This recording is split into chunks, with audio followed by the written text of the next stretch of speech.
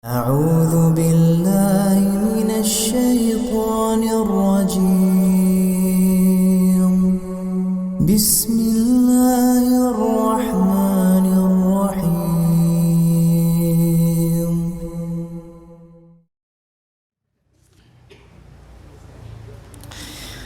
بسم الله الرحمن الرحيم. السلام عليكم ورحمة الله وبركاته. إن الحمد لله نحمده ونستعينه ونستغفره ونعوذ بالله من شرور أنفسنا ومن سيئات أعمالنا من يهده الله فلا مضل له ومن يضلل فلا هادي له. أشهد أن لا إله إلا الله وحده لا شريك له وأشهد أن محمدا عبده ورسوله. اللهم صل وسلم وبارك على نبينا محمد وعلى آله وأصحابه أجمعين. قال الله تعالى: يا أيها الذين آمنوا اتقوا الله حق تقاته ولا تموتن إلا وأنتم مسلمون. وقال: يا أيها الناس اتقوا ربكم الذي خلقكم من نفس واحدة وخلق منها زوجها وبث منهما رجالا كثيرا ونساء واتقوا الله الذي تساءلون به والأرحام إن الله كان عليكم رقيبا. وقال: يا أيها الذين آمنوا اتقوا الله وقولوا قولا سديدا يصلح لكم أعمالكم ويغفر لكم ذنوبكم ومن يطع الله ورسوله فقد فاز فوزا عظيما. أما بعد، kaum muslimin dan kaum muslimat, Bapak dan Ibu rahimani wa rahimakumullah. Alhamdulillah, kita bersyukur kepada Allah Subhanahu wa taala yang telah memudahkan untuk kita bisa hadir di rumah Allah Subhanahu wa taala ini, dan semoga duduknya kita di majelis ini dinilai pahala oleh Allah Subhanahu wa taala, dan semoga dengannya kita bisa memasuki surga Allah Subhanahu wa taala. Salat dan salam semoga senantiasa tercurah untuk Nabi kita Nabi Muhammad sallallahu alaihi wasallam. Kaum muslimin dan kaum muslimat rahimani wa rahimakumullah. Pada malam hari ini insyaallah taala kembali kita melanjutkan pelajaran kita membahas kitab Al-Kabair yang dikarang oleh Al-Imam Az-Zahabi rahimahullahu taala. Sekarang kita masuk kepada pembahasan dosa besar yang ke-43. Dosa besar yang ke-43. Al-kabiratu tsalitsatu wal arba'una, qati'ur rahim. Orang yang memutus rahimnya. Orang yang memutus rahimnya. Orang yang memutus hubungan karib kerabatnya. Orang yang memutus hubungan dengan orang yang serahim dengannya. Maka ini termasuk daripada dosa besar. Saudara memutus hubungan dengan saudara kandungnya, anak memutus hubungan dengan kedua orang tuanya, atau sebaliknya, orang tua yang memutus hubungan dengan anaknya. Maka ini adalah termasuk dosa besar. Dan ini kita perhatikan di zaman kita, banyak kaum muslimin yang terjerumus kepada atau ke dalam dosa ini, dosa memutus tali silaturrahim. Bahkan banyak di antara kita atau pernah di antara kita mendengar ya, orang tua mengatakan kepada anaknya, atau orang tua mengusir anaknya, kemudian dia katakan, engkau bukan lagi anakku. Ya, lihat anaknya mungkin sulit diatur, kemudian dia katakan apa? Pai sinan, pai ke situ, tinggalkan rumahku, engkau bukan lagi anakku. Ini adalah bentuk daripada memutus rahim. Atau ya, seorang kakak berkata kepada adiknya demikian.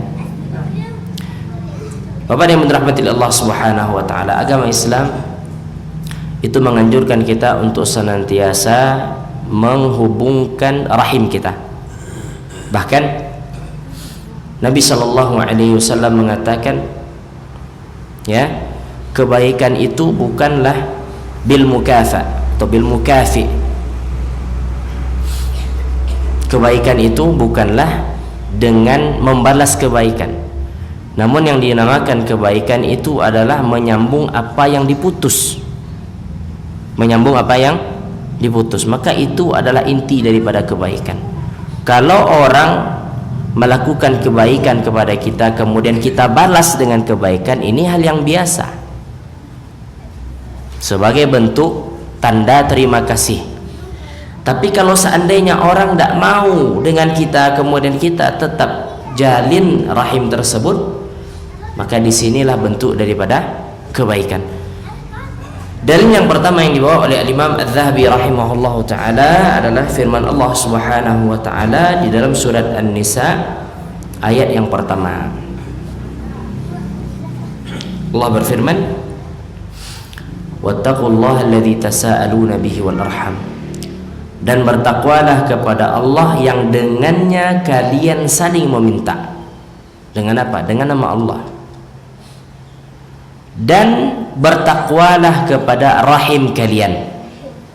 Makanya di sini para ulama tafsir mengatakan maknanya adalah wattaqullaha wattaqul arhama. Makanya ma di sini. Ya. Harakatnya ma. Kenapa? Karena dia diatofkan kepada wattaqullaha. Maka maknanya apa? Bertakwalah kalian kepada Allah yang mana dengannya kalian saling meminta, dan bertakwalah kalian terhadap rahim-rahim kalian. Di sini Allah Subhanahu wa taala menggandengkan antara takwa kepada Allah dengan menyambung rahim. Maksud bertakwa kepada rahim di sini apa? Hati-hati kalian terhadap rahim kalian. Jangan sampai kalian memutus rahim kalian. Hendaknya kalian senantiasa menyambung rahim kalian. Allah gandengkan dengan ketakwaan kepada Allah Subhanahu wa taala. Dan ini sangat jelas sekali ya akan kedudukan menyambung tali silaturrahim di dalam agama Islam. Digandengkan dengan ketakwaan kepada Allah. Maknanya apa Bapak yang dirahmati Allah? Belum bertakwa kepada Allah Subhanahu wa taala jikalau seseorang memutus rahimnya. Nanti kita akan bacakan hadis-hadisnya. Belum dikatakan baik agama seseorang kalau seandainya dia memutus rahimnya. Maka di sini Allah mengatakan wattaqullaha alladzi tasaaluna bihi wal arham. Dan bertakwalah kalian kepada Allah yang dengannya kalian saling meminta, dan bertakwalah kalian terhadap rahim-rahim kalian. Kemudian Bapak yang dirahmati Allah taala, dalil yang berikutnya adalah pada surat Muhammad ayat ke-22 dan 23. Ayat ke-22 dan 23. Allah berfirman, "Fahal asaitum in tawallaitum an tufsidu fil ardi wa tuqatti'u arhamakum." Allah Subhanahu wa taala mengatakan,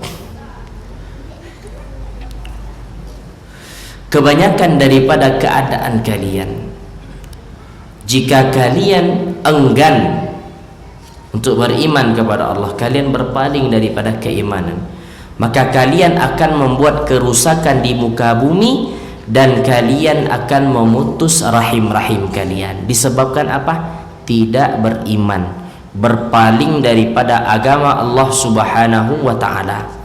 Maka Allah mengatakan di sini in tawallaitum, jikalau kalian berpaling, maka kalian akan membuat kerusakan di muka bumi dan kalian akan memutus rahim-rahim kalian. Kemudian Allah mengatakan ulaikal ladzina la'anahumullah, maka mereka itu adalah orang-orang yang Allah laknat mereka. Mereka itu adalah orang-orang yang dilaknat oleh Allah Subhanahu wa taala. Fa asammahum, Allah jadikan mereka tuli, wa a'ma absarahum, dan Allah jadikan penglihatan mereka buta. Bapak yang dirahmati Allah Subhanahu wa taala, orang-orang yang tidak beriman kepada Allah taala, maka pasti dia akan membuat kerusakan di muka bumi. Ya. Dan kerusakan yang terbesar sebagaimana pernah kita bahas bukanlah kerusakan yang terjadi pada alam ini, Tapi kerusakan yang terbesar adalah kerusakan yang terjadi pada agama seseorang. Makanya Nabi Shallallahu Alaihi Wasallam berlindung kepada Allah agar Allah jangan uji atau jangan turunkan musibah pada agamanya. Nabi SAW mengatakan, wala taj'al musibatana fi dinina. Jangan jadikan musibah kami ada pada agama kami.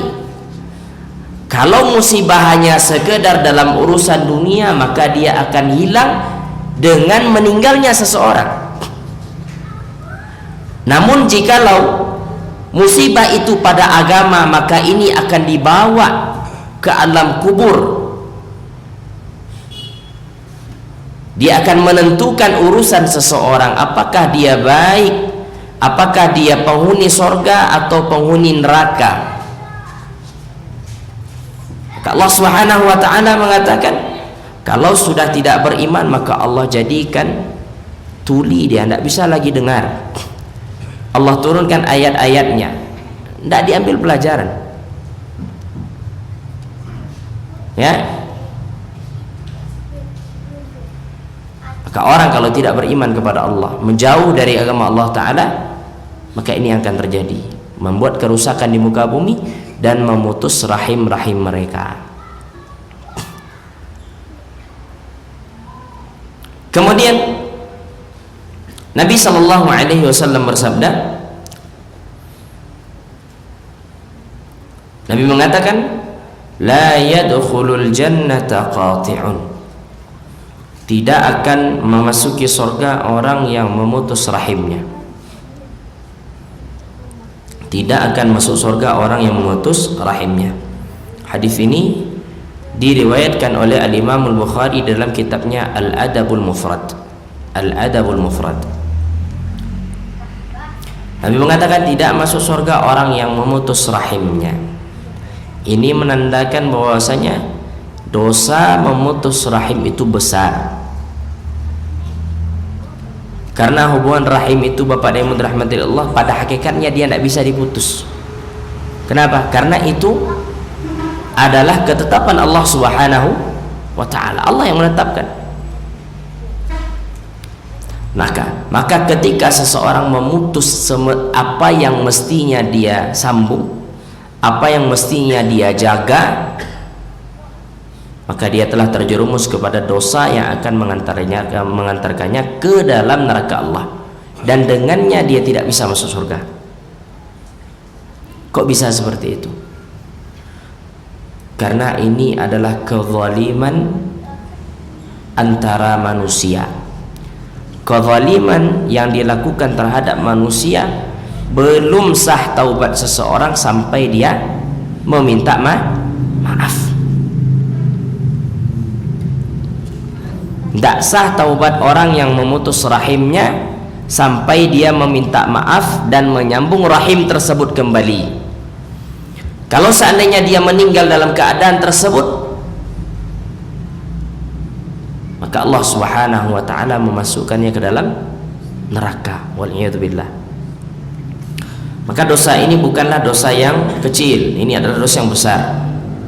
Terancam orang yang terjerumus ke dalamnya, terancam dengan api neraka. Kemudian dalam hadis yang lain, dalil berikutnya yang dibawakan oleh Imam Az-Zahabi rahimahullah, Nabi Shallallahu Alaihi Wasallam bersabda, man kana yu'minu billahi wal yaumil akhir falyasil rahimah. Hadis ini diriwayatkan oleh Imam Al-Bukhari dan Imam Muslim. Siapa yang beriman kepada Allah dan hari akhir, maka hendaknya dia sambung rahimnya. Siapa yang beriman kepada Allah dan kepada hari akhir, maka hendaknya dia sambung rahimnya. Para ulama kita mengatakan, kalau seandainya sudah dikaitkan dengan iman kepada Allah dan hari akhir, berarti apa yang datang setelahnya itu perkara yang besar. Kenapa? Karena ini memang terkait dengan keimanan seseorang kepada Allah. Yakinkah dia dengan janji Allah Ta'ala?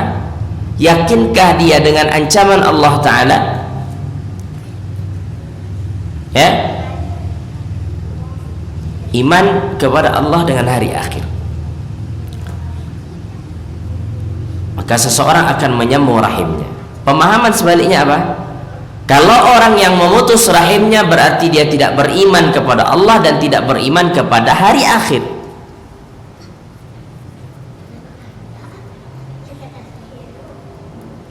Kemudian Allah Subhanahu wa ta'ala menciptakan makhluk. Kemudian Allah mengatakan kepada rahim, orang yang menyambungmu maka aku akan ridha kepadanya. Adapun orang yang memutusmu maka aku akan putuskan dia daripada keberkahan dan rahmat. Nabi SAW bersabda, Innallaha khalaqal khalqa, sesungguhnya Allah menciptakan makhluk, hatta idza faragha minhu qamatir rahim, sehingga selesai Allah ciptakan makhluk tegaklah rahim. Qalat, maka rahim tersebut berkata, hadza maqamul a'idzi bika minal qati'ah, ini adalah tempat orang berlindung kepadamu ya Allah dari memutus tali silaturahim. Qala na'am, kata Allah, iya, ini tempatnya. Kemudian Allah mengatakan, ama tardina an asila man wasalaki wa aqta'a man qata'aki, wahai rahim, apakah engkau ridha kalau orang yang menyambungmu akan aku sambungkan dia dengan keberkahan dan rahmatku, dan orang yang memutusmu maka aku akan putuskan dia daripada keberkahan dan rahmatku? Maka rahim mengatakan, bala, aku setuju ya Allah. Maka kita dapati, Bapak yang dirahmati Allah Subhanahu wa ta'ala, tidak berbahagia orang yang memutus rahimnya, tidak berbahagia orang yang memutus tali silaturahim, tidak mendapatkan keberkahan di dunia maupun di akhirat, tidak dapat berkah.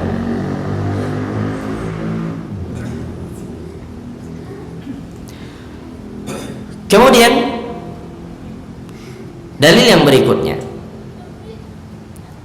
Nabi SAW mengatakan, kalau seandainya ingin banyak rezeki, sambung rahim. Kalau ingin banyak rezeki, bertambah rezeki, sambung rahim. Nabi mengatakan, man ahabba an yubsata lahu fi rizqihi wa yunsa'a lahu fi atharihi falyasil rahimah.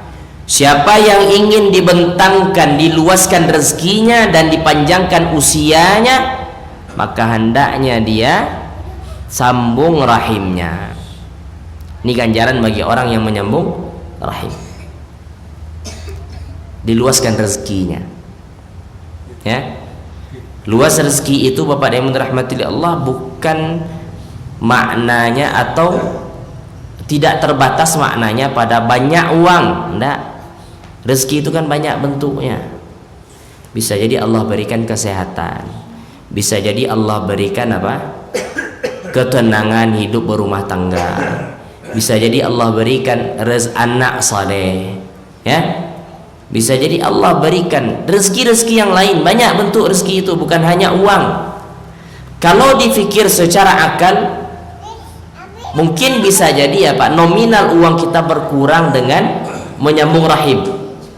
Harus bantu ini, harus bantu itu, ya kan? Kalau pulang kampungnya jauh harus, kalau tidak punya mobil, rental mobil atau naik travel, keluar uang. Secara materi berkurang, tapi secara keberkahan bertambah. Maka yakin dengan janji Allah Ta'ala, orang yang menyambung rahim akan dilapangkan rezekinya, akan dilapangkan rezekinya dan dipanjangkan usianya. Nah, makna dipanjangkan usia ini, para ulama kita mengatakan diberkahi usianya. Apa? Diberkahi usianya. Sebagian mengatakan benar usianya yang dipanjangkan, ditambah oleh Allah Ta'ala, ya. dengan sebab menyambung rahim.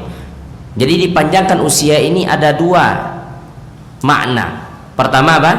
Usianya tetap, tapi keberkahan usia dia dapatkan, sehingga dengan usia misalnya yang sekian dia banyak melakukan hal-hal yang bermanfaat. Ini kan keberkahan namanya. Atau maknanya usianya benar-benar Allah tambah.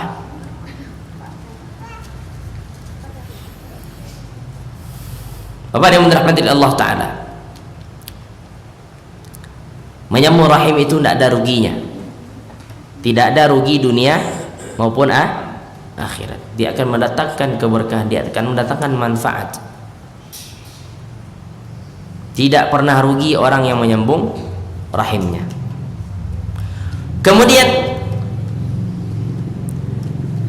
Nabi Shallallahu Alaihi Wasallam juga bersabda, hadis ini juga dikeluarkan oleh Imam Al-Bukhari. Nabi mengatakan, ar-rahimu mu'allaqatun bil arsh.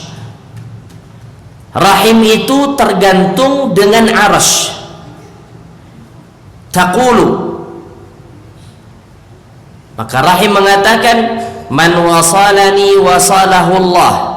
Siapa yang menyambungku maka Allah akan menyambungnya. Wa man qata'ani qata'ahu Allah. Siapa yang memutusku maka Allah akan memutusnya. Ini makna tadi. Yang memutus rahimnya maka Allah akan persempit hidup dia. Ya. Allah akan memutus hubungan dengannya. Orang kalau hidup tanpa Allah tidak bisa dia hidup. Kalau hidup dia tanpa rahmat dari Allah Ta'ala, tidak akan bisa dia nyaman hidup di dunia ini, tidak bisa. Maka semua manusia ini butuh kepada Allah Ta'ala. Kalau Allah sudah memutus hubungan dengan dia, ini pertanda bahwasanya orang ini tidak akan selamat. Tidak akan selamat.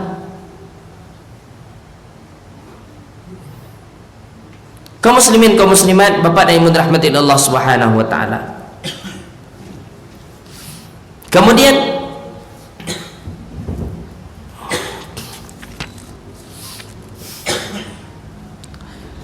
Allah Subhanahu wa taala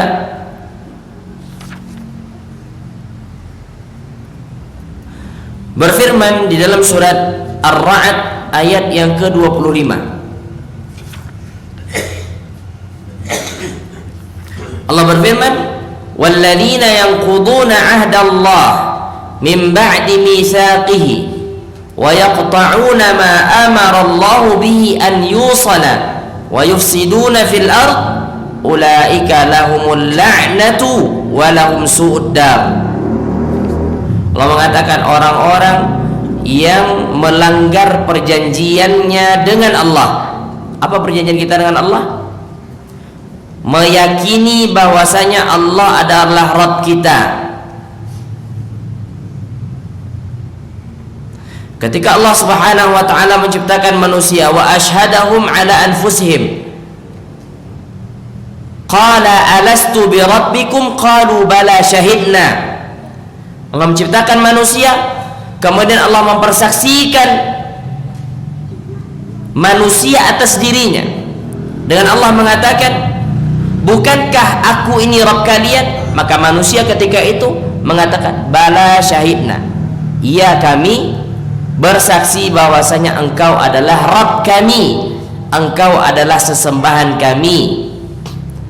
Nah, orang-orang yang melanggar ini, melanggar perjanjiannya dengan Allah Ta'ala, min ba'di mitsaqi, setelah dia menyepakati perjanjian itu dengan Allah, wa yaqta'una ma amara Allah bihi an yusal, dan mereka memutus apa yang Allah perintahkan untuk disambung, yaitu rahim, wa yufsiduna fil ard, dan mereka membuat kerusakan di muka bumi. Apa balas untuk mereka? Ulaika lahumul la'natu, untuk mereka Allah sediakan laknat, walahum su'ud dar, dan bagi mereka itu ada tempat kembali yang buruk, itu neraka Allah Subhanahu wa taala. Di sini Allah Subhanahu wa taala menggandengkan dengan perjanjian dengan Allah dengan rahim. Kita berjanji untuk menyembah Allah dahulu. Kemudian Allah gandengkan dengan apa? Perkara yang semestinya disambung diputuskan. Kemudian Allah gandengkan juga merusak di muka bumi. Maknanya apa? Memutus rahim adalah bentuk daripada merusak di muka bumi ini.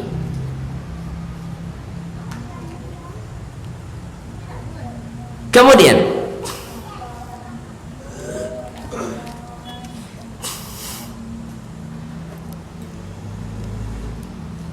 Al-Imam Adz-Dzahabi rahimahullah ta'ala mengatakan, man qata'a rahimahu al-fuqara wa huwa ghaniyun fahuwa muraddun wala budda, wa kadza man qata'ahum bil jafa'i wal ihmali wal humq. Siapa yang memutus rahimnya, yang mana rahimnya itu adalah orang-orang yang fakir dan dia adalah orang yang kaya, fahuwa muradun, maka inilah yang dimaksud. Mesti seperti itu, ya. Kalau dia fakir, ada rahimnya yang kaya, mesti dia ingin sambung. Kan ini realita terjadi kan. Kalau seandainya ada mampu, datang keluarga mampu, oh tuh keluarga ambo tuh, kemanakan kami, anak kami, piti bu anaknya dari rantau, tidak membawa piti, tidak diakui dia sebagai rahim. Maka ini fakta yang terjadi. Orang kalau sudah lihat orang berduit, semua orang mengaku bahwasanya apa? Ambo ada hubungan keluarga dengan situ. Seperti itu kan? Terjadi di sini. Itu merata di mana-mana seperti itu. Tapi datang orang biasa, ya, tidak punya uang pas-pasan. Orang tidak menganggap dia. Nio pulang, nio indah, tidak masalah. Tidak adon, tidak berpengaruh bagi orang kampung. Tapi kalau yang pulang orang berduit, masya Allah disambut, dihidangkan makanan. Maka ini dia. Kalau orang miskin berharap dia sambung rahim, itu wajar saja, ya kan? Dia miskin, dia datang kepada kerabatnya yang memiliki kelapangan harta, itu hal yang wajar itu. Dia tidak mampu, dia sambung rahimnya. Tapi dia mampu, nih orang kaya nih, dia orang kaya, dia orang mampu, kemudian datang dia kepada karib kerabat yang fakir, dia sambung rahimnya. Ini jarang yang seperti ini. Justru ketika dia mampu menyambung karib kerabat atau rahim dengan orang yang tidak mampu, takut dia berkurang uangnya, takut dia berkurang harta kekayaannya. Itu yang terjadi di tengah-tengah kita. Maka Imam Adz-Dzahabi rahimahullah ta'ala, ini realita yang mengatakan bahwasanya apa?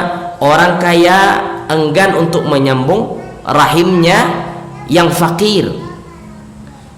Wa kadza man qata'ahum bil jafa'i wal ihmali wal humq. Begitu pula orang yang memutus rahimnya dengan sikap kasar dia, dengan tidak memperhatikan rahimnya dan berbagai macam dan yang lain-lain. Kemudian dalil yang terakhir pada bab ini, Nabi sallallahu mengatakan, bullu arhamakum walau bisalam. Basahi rahim kalian walaupun dengan mengucapkan salam. Ndak kamagiah pitih yang pantiang ditanya apa? Seperti itulah. Walaupun kita tidak bantu, tidak bisa bantu secara ekonomi, tanya kabar saya sudah cukup. Tapi yang aneh di masyarakat kita, kalau hanya sekedar tanya kabar, tidak ditanggapi, ya Pak ya, tidak ditanggapi. Nyo, bertanya kabar cik saya, kok payah Pak, tidak nyo tolong dah, ya kan Bang? Itu yang terjadi, tidak di mana. Ini perintah Nabi. Walaupun dengan mengucapkan salam, kunjungi, kemudian ucapkan salam, ngobrol sebentar paile, ya. Walaupun dengan seperti itu, itulah bagian daripada menyambung rahim. Kalau seandainya kita tidak mampu membantu, kan setiap orang ini tidak setiap orang ini mampu untuk membantu, ya kan? Kadang-kadang dia pas-pasan hidupnya, ya. dapat Senin habis Kamis, kemudian pulang hari Sabtu ke kampung, akan nyogi ke orang, salam sajalah, ucapan salam. Assalamualaikum, mbak kabar, itu saya cukup. Tapi orang kampung pun tidak puas kalau seandainya hanya sekedar pulang, tidak ada nanya tinggal, no? Padahal itu saya udah dapat pahala sudah. Kaum muslimin dan kaum muslimat rahimani wa rahmakumullah. Jadi menyambung rahim itu artinya menyambung komunikasi, saling bertukar kabar, saling bertanya bagaimana keadaan. Cukup. Kalau seandainya kita tidak mampu untuk menolong, wallahu ta'ala alam. Dosa besar yang berikutnya, al-kabiratul rabi'atu wal arba'un, dosa besar ke-44, al-musawwiru fi thiyabi wal hitan wa nahwi dhalik, orang yang menggambar makhluk bernyawa di baju, di dinding atau di tempat lain. Al-musawwir itu maknanya apa? Orang yang menggambar, melukis.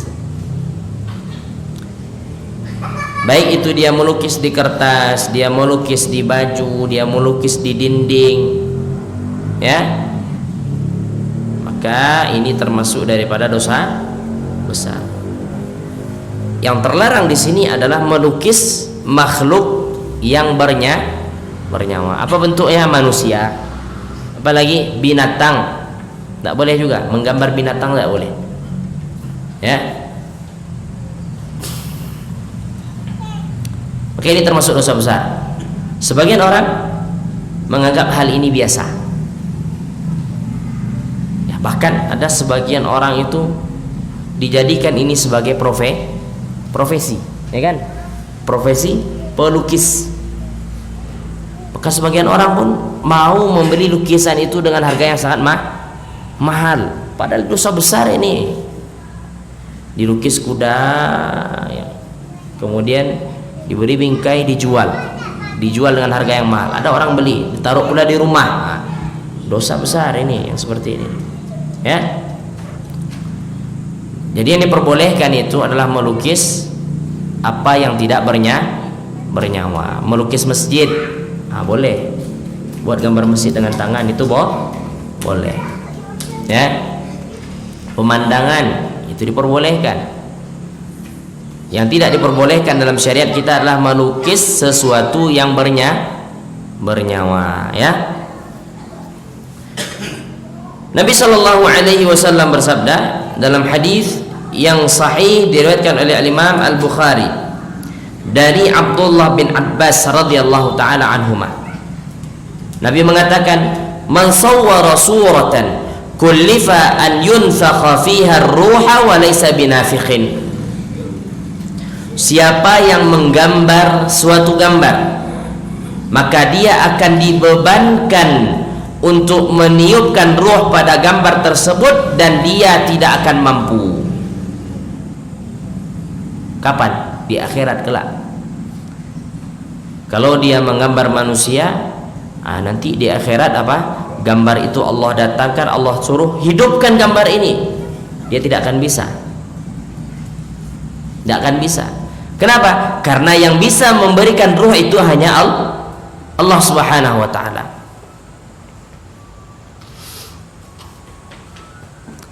Dan ketika seseorang dibebani apa yang dia tidak sanggupi di akhirat, maka ini pertanda dia akan binasa. Seorang jika dibebani apa yang dia tidak sanggupi oleh Allah Subhanahu wa taala, maka ini tanda dia akan binasa. Allah suruh dia untuk tiupkan ruh, maka dia tidak akan mampu untuk meniupkan ruh. Ini dalil yang pertama. Dalil yang kedua yang menjelaskan tentang besarnya dosa orang yang menggambar, melukis. Nabi sallallahu alaihi wasallam bersabda, "Asyaddun nasi 'adzaban yaumal qiyamati al-musawwirun." manusia yang paling besar, paling berat siksaannya pada hari kiamat adalah orang-orang yang menggambar, para pelukis makhluk bernyawa. Besar azabnya nanti, dahsyat berat azabnya. Yuqalu lahum, maka dikatakan kepada mereka yang menggambar makhluk bernyawa itu, ahyu, ya, hidupkan apa yang kalian gambar. Hidupkan apa yang kalian gambar. Hidupkan apa yang kalian ciptakan, kata Allah Subhanahu wa taala. Mampu dia? Tidak mampu. Di sini Allah Subhanahu wa taala menjelaskan kepada kita, jangan pernah tandingi Allah taala dalam hal-hal seperti ini. Ya, menandingi Allah, coba-coba buat makhluk bernyawa walaupun bentuknya apa? Hanya di kertas. Allah tidak suka. Buktinya Allah tidak suka apa? Allah suruhkan dia, ya, orang yang menggambar itu untuk menghidupkan apa yang dia gambar. Allah tidak suka, Allah tidak ridha.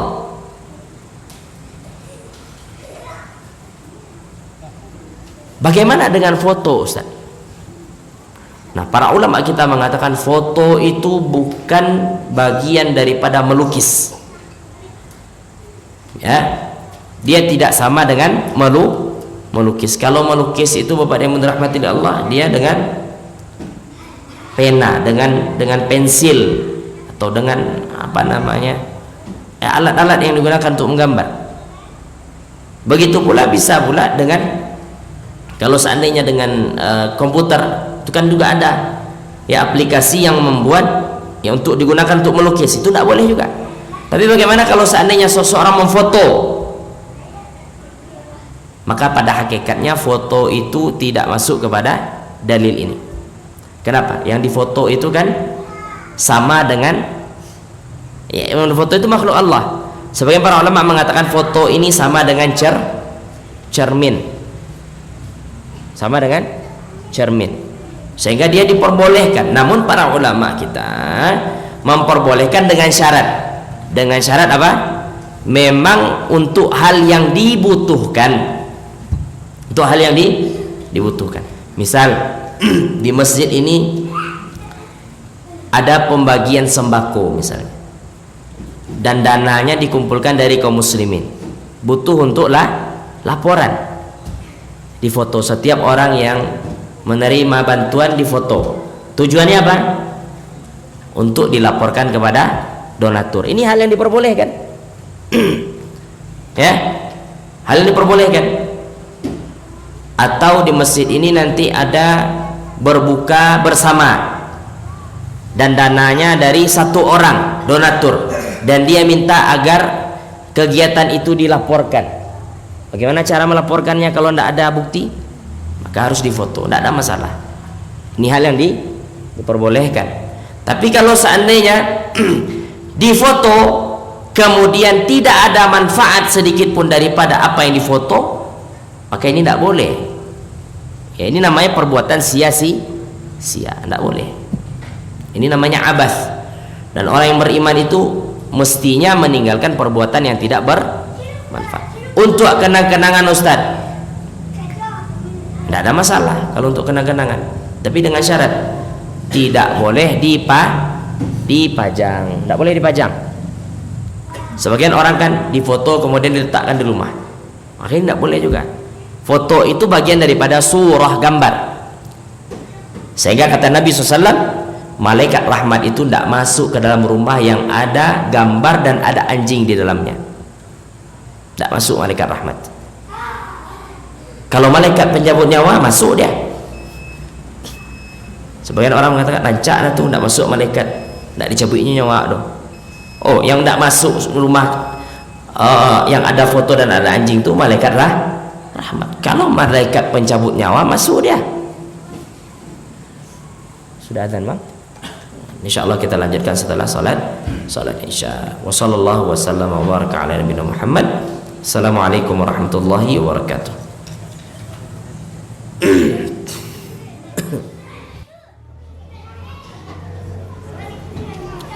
Bismillahirrahmanirrahim. Assalamualaikum warahmatullahi wabarakatuh. Alhamdulillah wassalatu wassalamu ala Rasulillah wa ala alihi wa ashabihi wa man walah wa la hawla wa la quwwata illa billah, amma ba'd. Kaum muslimin, kaum muslimat rahimani wa rahimakumullah. Kita lanjutkan pembahasan kita. Tadi kita membahas tentang dosa besar yang ke-44. Orang yang melukis makhluk bernyawa. Hadis yang berikutnya. Qalat Aisyah radhiyallahu anha. Aisyah Ummul Mukminin radhiyallahu anha berkata, qadima Rasulullah sallallahu alaihi wasallam min safarin. Nabi sallallahu alaihi wasallam datang dari suatu safar. Wa qad satartu sahwatan li biqiramin fihi tamathil. Aku menutup sahwatan li. Dalam bahasa Arab sahwa itu artinya al-majlas, tempat duduk. Ya. Dengan kain yang padanya ada gambar makhluk bernyawa, patung. Fahatakahu, kemudian Nabi menarik alas tersebut. Fatalawwana wajhu, maka berubah wajah Nabi alaihi salatu wassalam.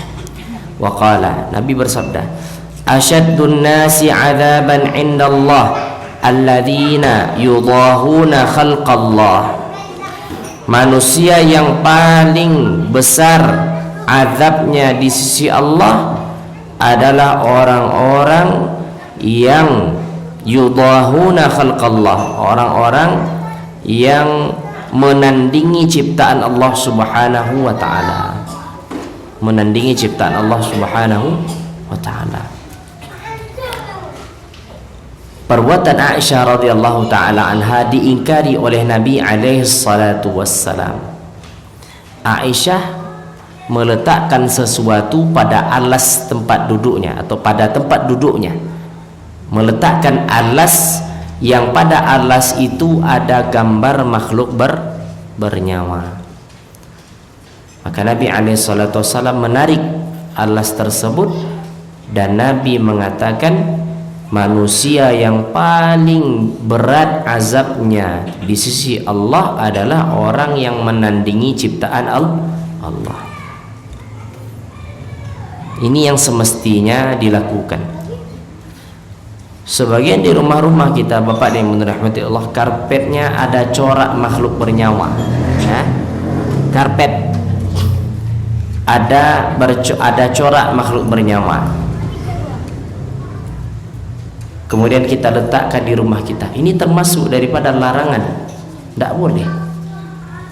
Terus bagaimana semestinya karpet itu, Ustaz? Yang polos. Atau kalau yang bercorak, maka coraknya tidak ada makhluk bernyawa. Ya. Bahkan Bapak dan Ibu yang dirahmati Allah, ini mohon maaf, sebagian masjid pun ditempelkan padanya gambar makhluk bernyawa, atau dibuatkan kaligrafi berbentuk makhluk bernyawa. Nah, ini salah pula. Tidak boleh. Pernah lihat kaligrafi yang bentuknya gambar orang sedang duduk salat? Maka ini tidak boleh dalam syariat Islam. Ya, ini merendahkan ayat-ayat Allah Subhanahu wa taala. Allah melarang kita untuk membuat gambar makhluk bernyawa, kemudian kita buat ayat-ayat Allah taala serupa dengan makhluk bernyawa. Ini namanya menghinakan ayat Allah taala. Dan kaligrafi seperti ini banyak diminati oleh kaum muslimin sebagai pajangan rumah mereka, hiasan untuk rumah-rumah mereka. Maka semestinya Bapak dan Ibu yang dirahmati Allah Subhanahu wa taala, hal ini dihindari dari rumah kita sebagaimana Nabi alaihi salatu wasallam lakukan. Kalau seandainya perbuatan itu adalah perbuatan yang diperbolehkan, tentu Nabi tidak akan berubah wajah beliau, dan Nabi tidak akan tarik alas tempat duduk itu. Nabi tarik menandakan apa? Itu adalah perbuatan yang haram. Di rumah Nabi tidak ada tidak boleh ada sesuatu yang haram. Makanya Nabi apa? Nabi tarik. Kemudian dalil yang lain dengan sanad yang jayyid, kata Imam Zahabi, dikeluarkan oleh Imam Ahmad dalam sunannya, dalam musnadnya, Imam Tirmidzi dalam sunannya atau dalam kitab jami'nya.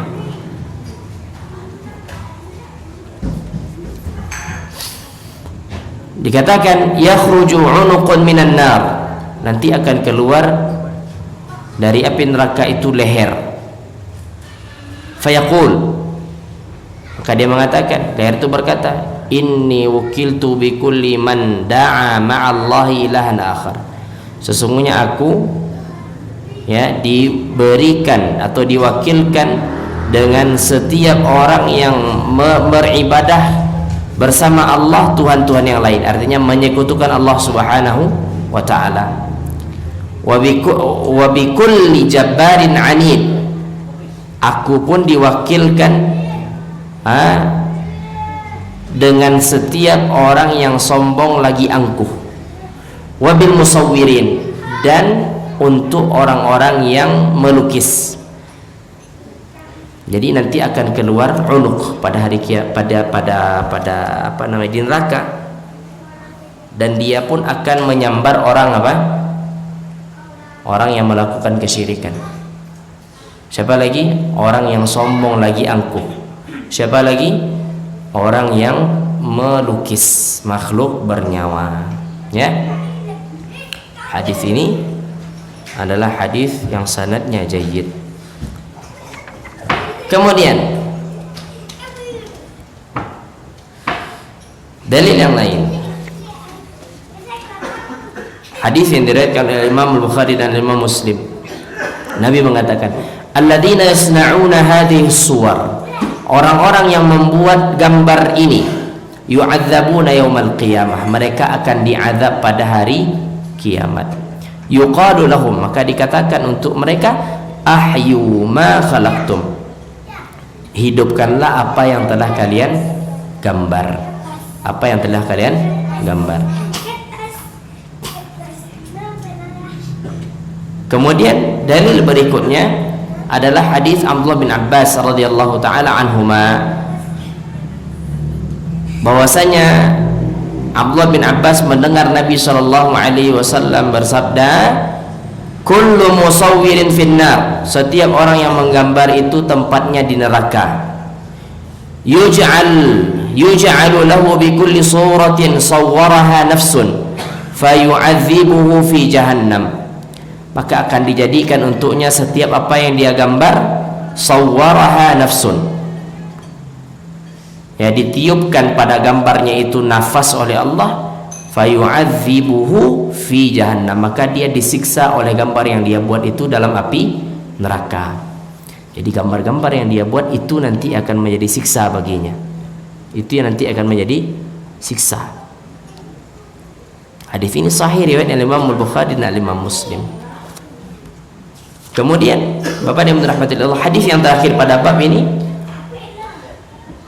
Nabi sallallahu alaihi wasallam bersabda, Allah taala berfirman, hadis qudusi, wa man azlamu mimman dhahaba yakhluqu khalqan khalqi, dan siapa lagi yang paling zalim dibandingkan orang yang membuat seperti apa yang aku ciptakan, menggambar seperti apa yang aku ciptakan. Falyakhluqu habbatan, kalau dia ingin menandingi ciptaanku, maka silahkan dia menciptakan satu biji, au la yakhluqu sya'iratan, atau dia menciptakan satu biji gandum, au liyakhluqu dzurratan, atau dia menciptakan satu biji jagung, dia tidak akan mampu. Jangankan untuk menciptakan manusia, menciptakan satu biji saja tidak mampu kita. Tidak mampu kita. Maka bagaimana mungkin nanti ketika Allah katakan tiupkan ruh pada apa yang kalian ciptakan, pada apa yang kalian gambar. Tidak mungkin kita sanggup untuk memberikan ruh pada gambar-gambar tersebut. Bapak yang dirahmati Allah Subhanahu wa taala. Ya. Saya sarankan kepada kita semua, kalau seandainya di rumah kita masih ada kita memajang foto, untuk segera diturunkan. Ya. Walaupun tadi foto itu tidak termasuk kepada hukum melukis, tapi ingat Nabi SAW mengatakan rumah yang di dalamnya ada gambar, baik itu bentuknya foto ataupun patung, maka tidak akan dimasuki oleh malaikat rahmat. Tidak akan dimasuki oleh malaikat rahmat. Ya. Maka sebaiknya foto yang kita pajang itu hendaknya kita simpan. Kita lepaskan dari dinding rumah kita, kemudian kita simpan. Oh Ustaz, foto ini kan untuk mempercantik rumah. Tidak juga. Buktinya ada sebagian rumah yang tidak ada foto sama sekali dan rumahnya bagus. Tinggal dihiasi dengan sesuatu yang tidak dilarang di dalam syariat. Kalau ingin memajang lukisan pemandangan, ya, atau apapun lah selain daripada foto. Wallahu ta'ala a'lam. Itu yang bisa kita sampaikan. Ya, dosa besar yang ke-43 dan dosa besar yang ke-44. Ada yang mau ditanyakan, maka dipersilahkan.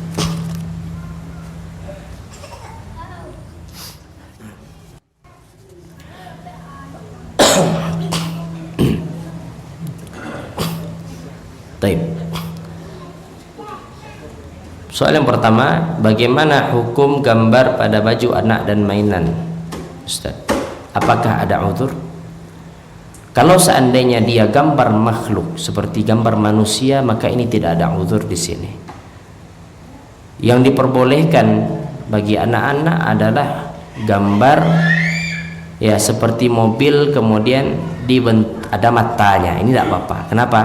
Karena mobil itu bukan makhluk bernyawa, ya, atau pohon kemudian dikasih matanya, tidak ada masalah. Yang terlarang dalam syariat kita adalah apa yang bernyawa.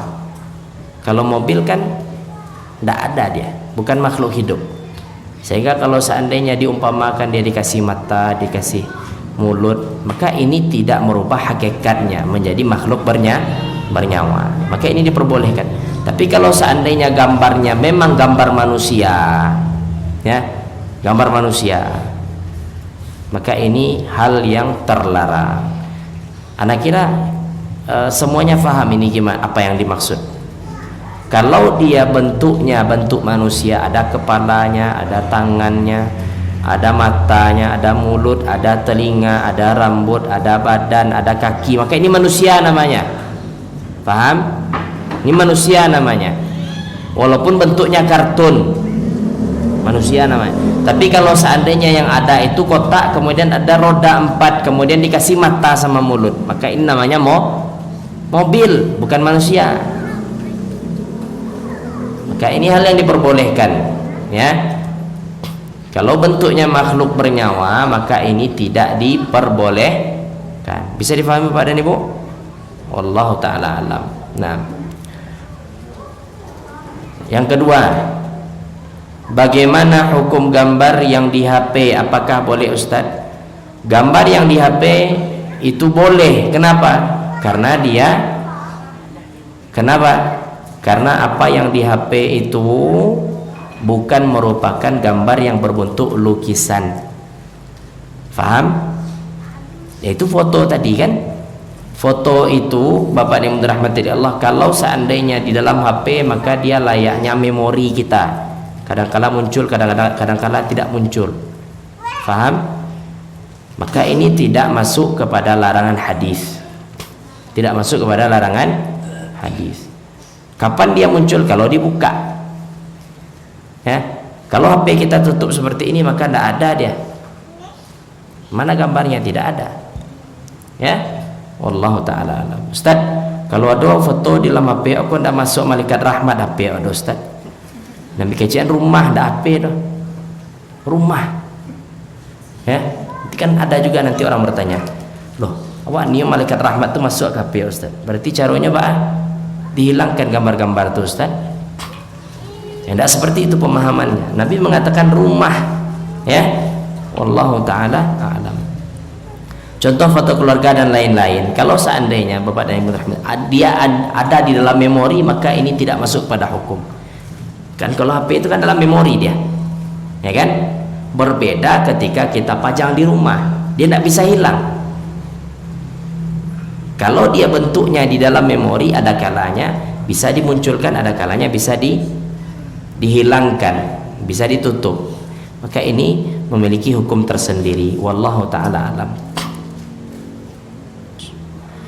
Apakah termasuk memutus tali silaturahim dengan orang-orang yang membenci sunnah dengan mengamalkan amalan bid'ah? Sebenarnya kita ini harus proporsional. Proporsional artinya apa? Kita benci hal tersebut, namun pada satu sisi juga harus tetap menyambung rahim. Jangankan amalan bid'ah, orang kafir saja kalau seandainya dia serahim dengan kita, maka kita harus berikan hak rahim. Hak apa? Rahim. Ya. Maka agama ini sebenarnya Bapak yang dirahmati Allah tidak seperti yang diamalkan oleh sebagian orang. Sebagian orang ada lihat keluarga buat bid'ah, kemudian tidak mau datang lagi ke rumah. Datang, walaupun orang benci dengan kita, datang, sambung rahim kita. Itu yang justru banyak pahalanya kata Nabi. Ya, Nabi katakan al-ma'ruf laisa bil mukafi. Perbuatan ma'ruf itu bukan dengan membalas kebaikan dengan kebaikan, tapi yang dinamakan ma'ruf itu apabila orang benci kita, sambung rahim kepada orang yang benci dengan kita. Nah, ini yang besar pahalanya, ya. Maka tolong difahami, ya. Pada ritual-ritual yang tidak ada contohnya dalam syariat, maka boleh kita tidak setuju dengan keluarga kita. Kalau seandainya wak diundang, misalnya menuju hari, menyekian hari, boleh kita tidak datang, boleh. Tapi pada acara yang lain datang, jangan sampai nggak datang juga. Kalau seandainya ada acara kumpul keluarga, datang. Tapi kalau seandainya ada acara-acara yang tidak disyariatkan dalam agama kita, maka tolak dengan cara yang baik. Nanti orang akan faham. Ya, nanti orang akan faham. Wallahu ta'ala alam.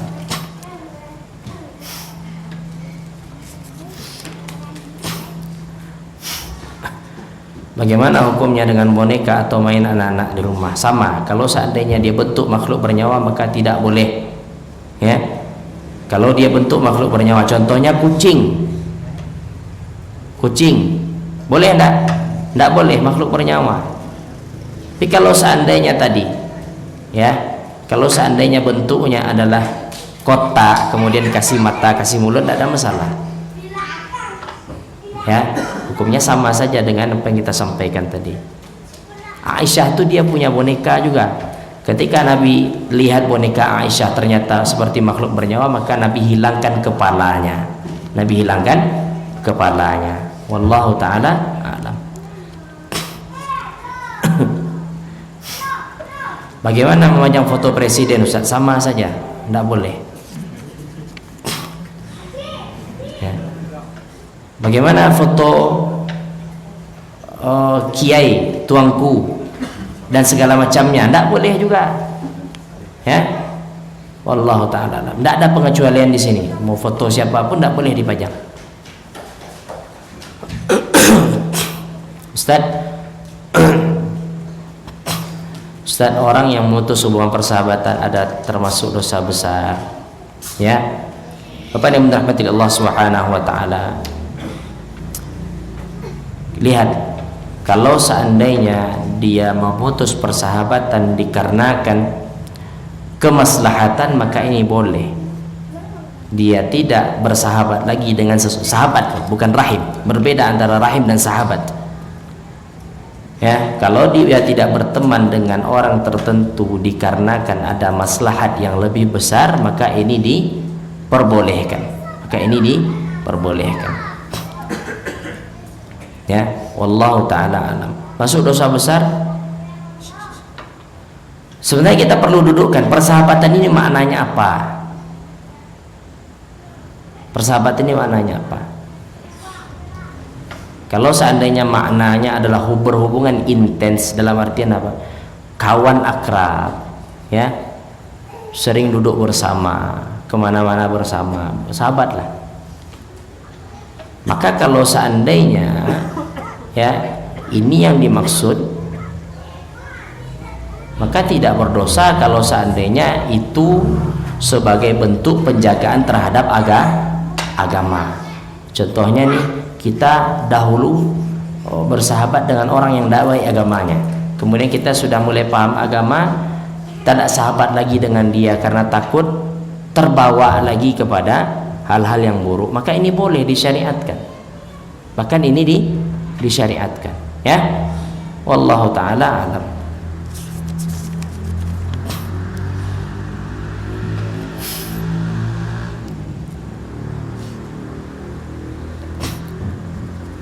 Assalamualaikum warahmatullahi wabarakatuh.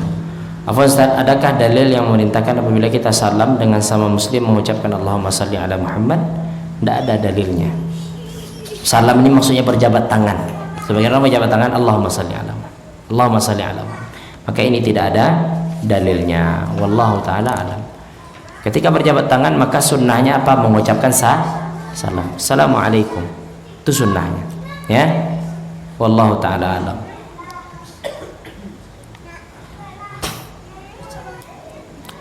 Siapakah orang-orang yang termasuk satu rahim dengan kita yang harus kita jaga hubungan rahim tersebut?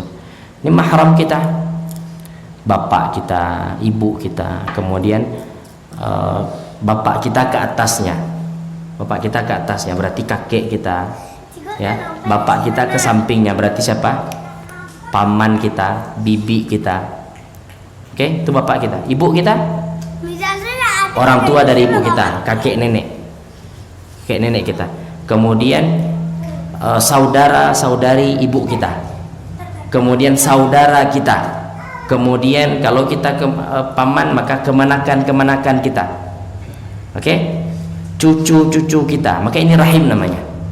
Adapun orang yang jauh maka itu bukan merupakan rahim. Bisa difahami? Jadi rahim itu bentuknya Pak, kita ini ke atas terus, itu rahim kita. Kemudian kita ke samping, ini saudara kita. Kita ke bawah berarti anak kita, cucu kita, kemudian anak daripada saudara-saudari kita, ya, anak dari saudara-saudari kita, kemudian saudara daripada saudara-saudari dari ibu kita, saudara-saudari daripada bapak kita. Ini rahim berarti. Ini harus dijaga. Wallahu taala a'lam. Itu yang bisa kita sampaikan. Semoga apa yang kita sampaikan bermanfaat. Terlebih dan terkurang mohon maaf. Wassallallahu wasallam wa baraka ala nabiyina Muhammad wa ala alihi wa sahbihi ajma'in. Subhanakallahumma bihamdika asyhadu an la ilaha illa anta astaghfiruka wa atubu ilaik. Assalamualaikum warahmatullahi wabarakatuh.